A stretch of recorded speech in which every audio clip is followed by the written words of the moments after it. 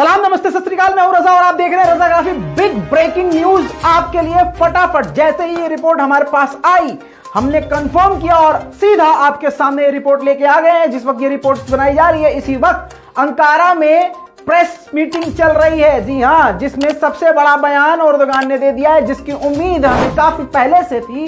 हालांकि तुर्की ने बहुत स्लो बयान दिया है और काफी लेट बयान दिया है, लेकिन बयान एर्दोगान ने सबसे बड़ा दे दिया है। जो अभी तक झूठी खबरें चल रही थी, शायद अब उसी ट्रैक पर धीरे धीरे एर्दोगान आ गए हैं। एर्दोगान ने बयान दिया है और सारी दुनिया के मुस्लिम कंट्रीज को संबोधित करते हुए कहा है कि जो भी मुस्लिम कंट्री फिलिस्तीन की आजादी के लिए आगे आएगी और मैदान अमल यानी मैदान जंग में उतरेगी, उसको हम पॉलिटिकल सपोर्ट करेंगे और मिलिट्री सपोर्ट भी देंगे। दोस्तों, सीधा सीधा ये पैगाम उन देशों के लिए है जो देश बेहद करीब इजराइल के हैं, यानी जॉर्डन, मिस्र और लेबनान। ये तीनों देश के बॉर्डर इजराइल से यानी फिलिस्तीन से मिले हुए हैं। दोस्तों, कोई भी कहने का मतलब यह है उनका कि कोई भी एक्शन अगर लेगा तो हम यूएन में, ओआईसी में, हर जगह पॉलिटिकल उसको हेल्प देंगे और जरूरत पड़ने पर मिलिट्री सपोर्ट भी दिया जाएगा। अब यह अलग बात है, आप लोग और हम लोग यही सोच रहे हैं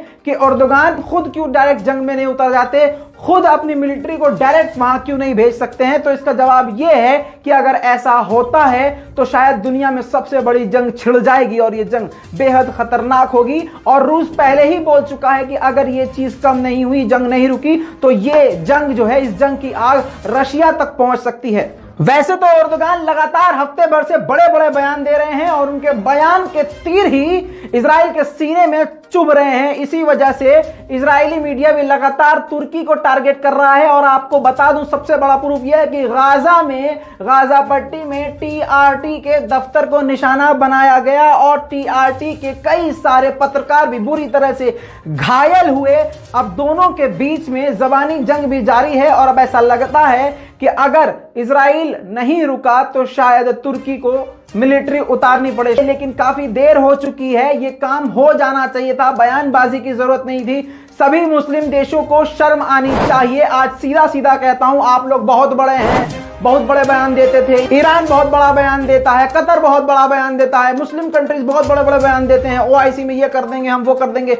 कुछ नहीं किया गया किसी से। 57 मुस्लिम देश हैं। अगर 57 मुस्लिम देश सीधा सीधा इजराइल से ये कह देते कि अगर तुमने 24 घंटे के अंदर अंदर ये गाजा पट्टी पर बमबारी बंद नहीं करी तो इस 57 देशों की मिसाइलों का मुंह इजराइल की तरफ होगा। खुदा की कसम, रॉकेट छोड़ने की जरूरत नहीं आती, पतलून गीली हो जाती और कुछ ही जो मुल्क हैं इजराइल के साथ, पहले नंबर पे अमेरिका, दूसरे नंबर पे जर्मनी, तीसरे नंबर पे फ्रांस, चौथे पे ब्रिटेन, ये खुलकर बिल्कुल साथ है। इसके अलावा कोई भी खुलकर साथ नहीं है। अच्छी बात यह है कि भारत भी, जी हां, भारत भी इजराइल के साथ नहीं है। वो अलग बात है कि भारत में कुछ टट्टीखोर इंसान हैं जो मुसलमानों से इतनी नफरत करते हैं कि उन्होंने इंसानियत को एक तरफ रख के बस मुसलमानों के कत्लेआम को ही अपना धर्म समझ रखा है। और उनको लगता है कि अगर इजराइल वालों ने मुसलमानों का कत्लेआम कर दिया तो योगी जी की और मोदी जी की सरकार वहां पर आ जाएगी। तो ये उनकी बहुत बड़ी गलतफहमी है, योगी और मोदी जी। और बल्कि उनको छोड़िए, उनका क्या, उनका जो एजेंडा है, जो रिटन में होता है, जो पब्लिक में नहीं आया है, जान लीजिए उसमें अटल बिहारी के जमाने से अब तक बीजेपी के द्वारा ही ये कहा गया था, अटल बिहारी के द्वारा ही ये बात कही गई थी, हम इजराइल को नहीं, हम फिलिस्तीनियों का सपोर्ट करेंगे। लेकिन मध्य पूर्व के बारे में यह स्थिति साफ है कि अरबों की जिस जमीन पर इजराइल कब्जा करके बैठा है वो जमीन उसको खाली करना होगी।